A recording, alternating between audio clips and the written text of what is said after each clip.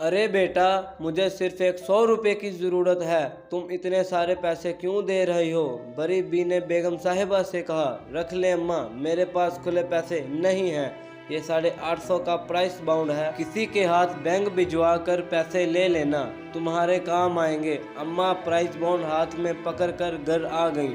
दूसरे दिन सुबह सवेरे वो करीबी बैंक पहुंच गई। ये ले लो और मुझे पैसे दे दो, अम्मा ने प्राइस बॉन्ड कैशियर की तरफ बढ़ाया।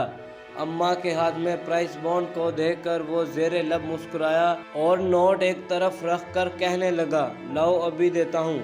परवेज एक होशियार और लालची आदमी था। वो हमेशा मौक़ों की तलाश में रहता था। जब कोई ज़रूरतमंद इसे प्राइस बॉन्ड ला कर देता, ऐसे प्राइस बॉन्ड वो अक्सर घर ले जाया करता था। इसने अम्मा के हाथ से प्राइस बॉन्ड लेकर देखा तो खुशी इसके चेहरे पर दौड़ गई, क्योंकि एक दिन पहले ही इस बॉन्ड की कोरंदाजी हुई थी। वो अम्मा को भूल कर कंप्यूटर में मतलूबा नंबर चेक करने लगा। अचानक इसके चेहरे पर पसीना आ गया। इस बॉन्ड पर पहला इनाम निकला था। इसने जल्दी जल्दी प्राइस बॉन्ड दराज में रखा और 850 रुपए गिनकर अम्मा को देने लगा तो बड़ी बी ने कहा, ऐ बेटा, तुम्हारे हाथ कांप रहे हैं, माथे पर पसीना भी आया हुआ है। आज घर जाकर डॉक्टर से दवा जरूर ले लेना, तुम्हारी तबीयत ठीक नहीं है।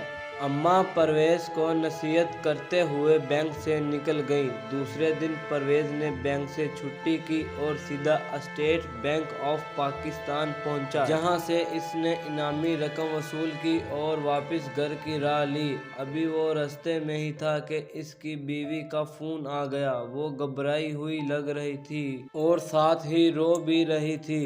परवेज ने पूछा, बताओ तो क्या बात है, तुम क्यों रो रही हो? उसकी बीवी ने रोते रोते बताया कि उनका बेटा असजाद आज स्कूल नहीं पहुंचा। परवेज जैसे तैसे घर पहुंचा तो देखा कि घर में कहराम मचा हुआ है। इसकी बीवी ने रो रो कर बुरा हाल कर रखा था। तमाम अजीज रिश्तेदार और मोहल्ले वाले इसके घर में जमा थे। असजद को हर जगह तलाश किया गया मगर वो कहीं ना मिला। इसी हालत में शाम हो गई। यकायक परवेज के दिमाग में अजीबोगरीब ख्याल आया। वो रुपयों का थैला अपने सामने रख कर रोने लगा। इस दौरान बैंक में भी असजद के गुम होने की इत्तला पहुंच चुकी थी। इसके बैंक के साथी भी इसके घर पहुंच गए।